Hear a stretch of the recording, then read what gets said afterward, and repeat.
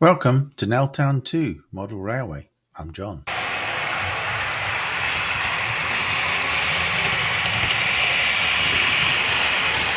This is the place where we design and scratch build, kit build,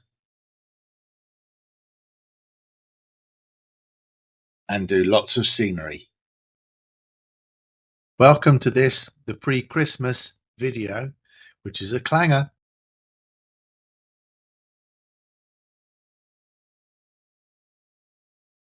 Well, that's smarted.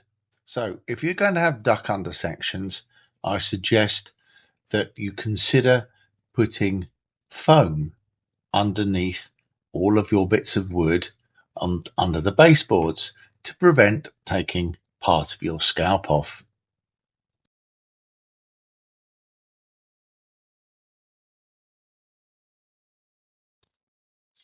I didn't think it was sensible running all 4 tracks around the outer perimeter of the room and trying to squeeze in sidings for a fiddle yard. So I rethought things and thought that I could run the slow lines in half of the room. So at Wandsworth Town, there'll be 4 lanes or 4 tracks. Through the centre section will be the 2 slow lanes and potentially a girder bridge, which has got nothing to do with the Wandsworth Town to Putney line, but just looks good, along with a small TMD for operational interest.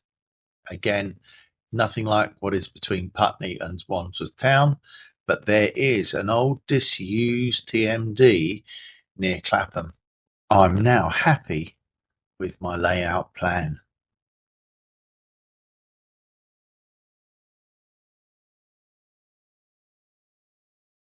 A few years ago, I purchased the iTrain package with a view to adding it to Nell Town at our previous home address.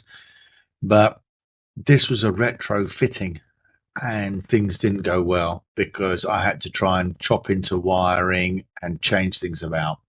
So in this layout, it's going to be wired from the start.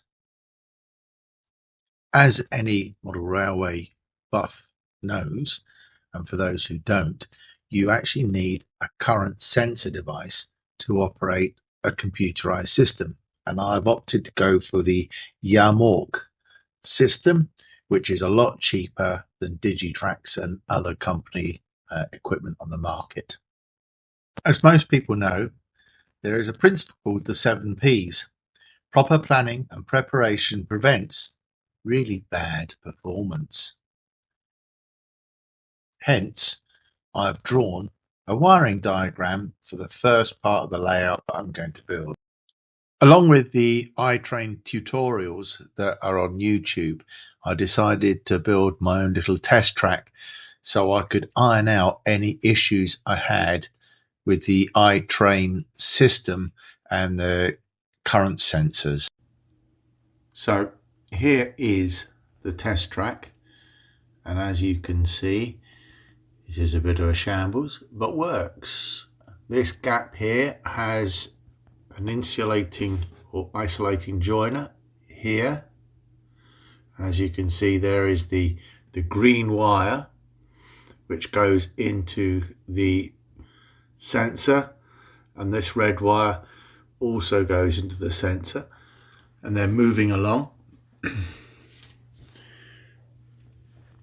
halfway along, there is another isolating joiner, and that green wire also goes into the sensor.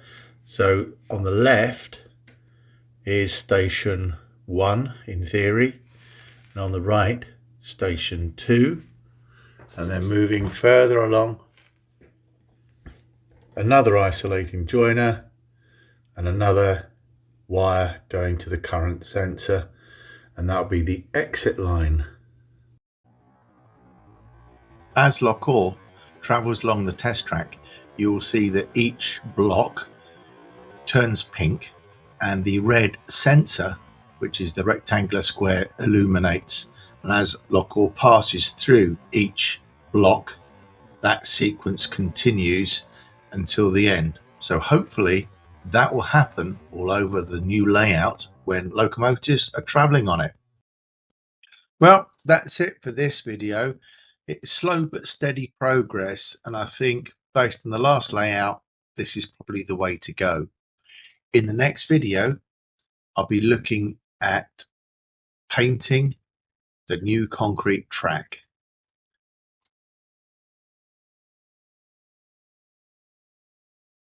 What it leaves me to do at the end of this video is to wish my gorgeous grandchildren, Nellie and Tom, a very happy Christmas and a prosperous new year, and of course their mum and dad.